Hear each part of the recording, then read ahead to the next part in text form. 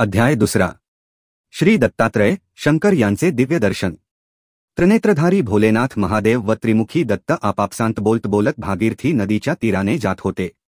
अचानक त्या दोन देवांची नजर तपश्चर्या करत असलेल्या मच्छिंद्रनाथांकडे गेली। महाभयंकर अशा कलियुगात एवढी उग्न तपश्चर्या करणाऱ्या मच्छिंद्रनाथांकडे पाहन त्या दोघा देवांना आश्चर्य वाटले। त्यांची विचारपूस करण्यासाठी भगवान शंकरांनी श्री दत्तात्रेयांना सांगितले। शंकरांच्या सांगण्यानुसार श्री दत्तात्रेय मच्छिंद्रनाथांजवळ आले। 12 वर्षाच्या महान तपामुळे मच्छिंद्रनाथांचा चेहरा सूर्याच्या किरणांप्रमाणे झळकत होता। त्यांच्या सर्वांगावर तेज आले होते। श्री दत्तात्रेयांनी मच्छिंद्रनाथास विचारले की, हे वत्स, तू एवढी कठोर तपश्चर्या करत आहेस, ती कोणत्या इच्छेने करीत आहेस? मच्छिंद्रनाथ तपश्चर्येतून जागृत झाले। त्यांनी त्रिमूर्खी श्री दत्तात्रेयांकडे पाहिले, त्यांना नमन केले व म्हणाले, मी येथे 12 वर्ष तपश्चर्या करीत आहे। या वर्षामध्ये येथे एक व्यक्तीसुद्धा आली नाही आणि आपण आज येथे कसे काय आलात?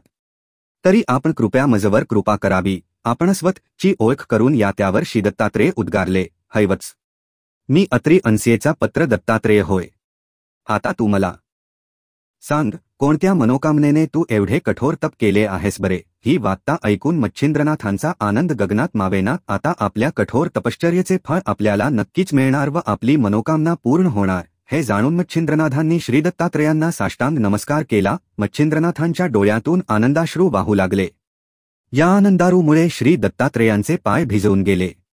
मच्छिंद्रनाथ म्हणाले, हे देवाधिदेवा श्री दत्तात्रेया, आपणास पुन्हा एकदा कोटी कोटी प्रणाम।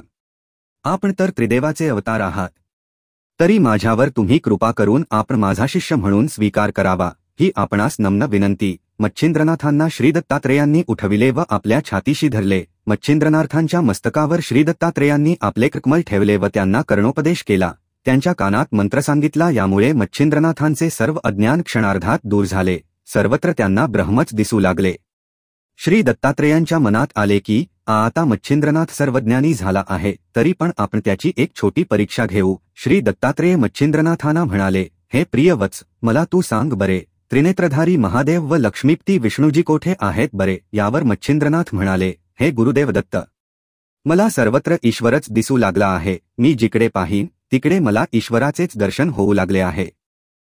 मच्छिंद्रनाथांचे हई उत्तर ऐकन श्री दत्तायांना आनंद आला। श्री दत्तात्रेय मच्छिंद्रनाथांना घेऊन भोलेनाथाजवळ आले। त्यांना बघताच भोलेनाथांनी आपल्या दिव्यचक्षणी ओळखले की मच्छिंद्रनाथ म्हणजे कवी नारायणांचा अवतार आहेत। त्यांनी मच्छिंद्रनाथांना आपल्या छातीशी धरले व आशीर्वाद दिला। शंकरांनी दत्तात्रेयांना मच्छिंद्रनाथांकडून सर्व सिद्धींचा अभ्यास करून छा अशी विनंती केली। श्री दत्तात्रेयांनी आपल्याजवळील सर्व विद्या मच्छिंद्रनाथांना शिकवल्या। मच्छिंद्रनाथांनी नम्रतेने त्या सर्व विद्या ग्रहण केल्या। श्री दत्तात्रेयांनी त्यांना सर्व सिद्धी शिकवल्या, सर्व मंत्रोपदेश केला। त्यांनी मच्छिंद्रनाथांजवळ कानफाड्यांच्या नाथ संप्रदायाची स्थापना केली व भगवान शंकर व भगवान दत्तात्रेयांनी तेथून प्रस्थान केले। मच्छिंद्रनाथ तेथून तीर्थयात्रेस निघाले।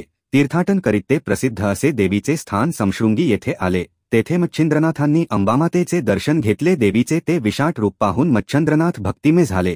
त्यांनी अंबामातेची स्तुती केली। त्यांच्या मनात तेव्हा एक गोष्ट खटकली की शाबरी विद्या पूर्ण अवगत झाल्यानंतर ती विद्या लोकांसाठी काव्यरूपाने खुलोकरून द्यावी, पण त्यासाठी या देवीचा आशीर्वाद आवश्यक। या कारणामुळे मच्छिंद्रनाथांनी अंबामातेजवळ पुरे 7 दिवस अनुष्ठान केले। त्यामुळे अंबामाता प्रसन्न झाली व मच्छिंद्रनाथांना म्हणाली की, हे प्रियवत्स, तू हय अनुष्ठान कोणत्या मनोकामनेने केलेस? मच्छिंद्रनाथ म्हणाले, माते, शाबरी विद्येवर काव्य करावे अशी माझी तीव्र इच्छा आहे। त्यामुळे ही मनोकामना पूर्ण होण्यासाठी आपण काही तमी उपाय मला सांगा। अंबामाता म्हणाली, तुझी मनोकामना लवकरच पूर्ण होईल बत्स। तथास्तु असे म्हणून ती मच्छिंद्रनाथांना मार्तड पर्वतावर घेऊन गेली। त्या पर्वतावर एक विशाल वृक्ष होता।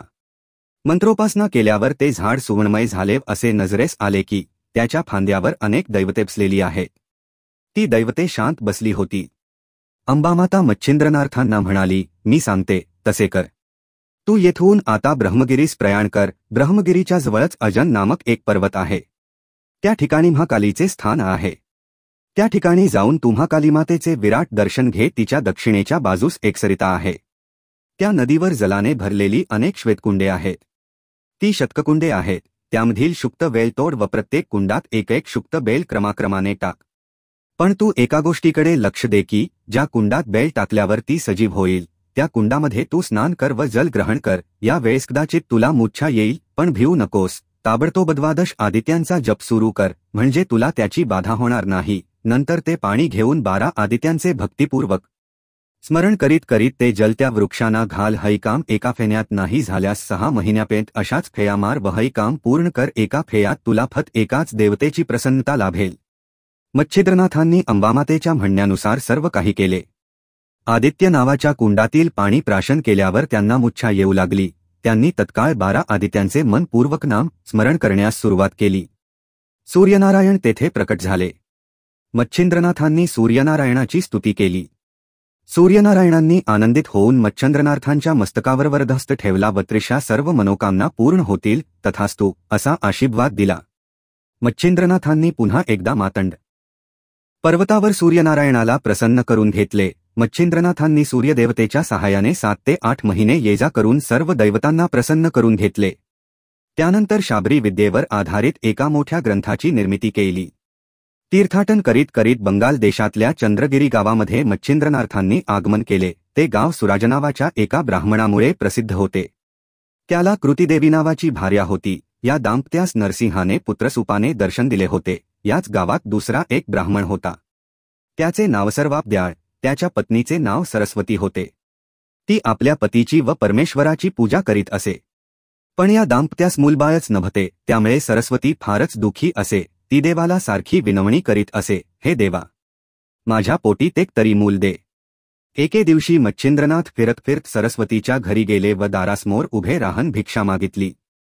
सरस्वतीने अत्यंतादराने मच्छिंद्रनाथांना घरात बोलविले. व्यवस्थित बसण्यासाठी आसन दिले व नंतर भिक्षा घातली. सरस्वती मच्छिंद्रनाथांना म्हणाली, महाराज, माझ्याजवळ सर्व काही आहे, पण मी अजूनपर्यंत आई झालेली नाही. त्यामुळे मला फार वाईट वाटते. कृपा करून मला पुत्रप्राप्त होण्यासाठी काही ब्रतबैकले सांगा. मच्छिंद्रनाथांना सरस्वतीची दया आली. मच्छिंद्रनाथांनी आपल्या जवळील राख दिव्य सूर्यमंत्र जपून तिच्या हाती दिली व ते म्हणाले, हे माई, मी हे जे तुला भस्म दिलेले आहे ते तू रात्री निजण्याच्या वेळी खा. तू हे राख समजून कोस. हे दिव्य मंत्र आहे. यावर मी अलौकिक असा सूर्यमंत्र जपला आहे.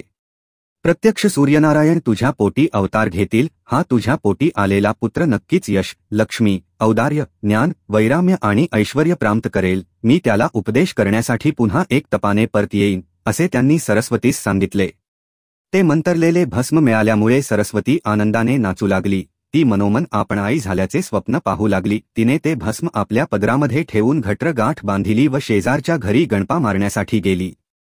त्या शेजारणीकडे मोठा घोळकाच बसला होता. त्या बायकांच्या घोळक्यामध्ये सरस्वतीने मच्छिंद्रनाथांबद्दल वमंतरलेल्या भस्माबद्दल सर्व काही सांगून टाकले. यावर एक महिला म्हणाली, अरे रे, काय सरस्वती, तू अशी कशी? एवढी बुद्धिमान असून तू या राखेवर विश्वास ठेवतेस? आतापर्यंत कोणाला तरी राखेने संतानाची प्राप्त झाली आहे काय? सगळ्याजणी सरस्वतीस जोरजोरात हसू लागल्या. यामुळे तिला वाईट वाटले. तिच्या मनाचा समतोल बिघडला. ती मच्छिंद्रनाथांवर रागावली व रागाच्या भरात ते दिव्य भस्म तिने उकिरड्यात फेकून दिले व ती स्वगृही आली. मित्रांनो, आजच्या व्हिडिओमध्ये एवढंच. 3 अध्याय पाहण्यासाठी चॅनलला सबस्क्राईब करा.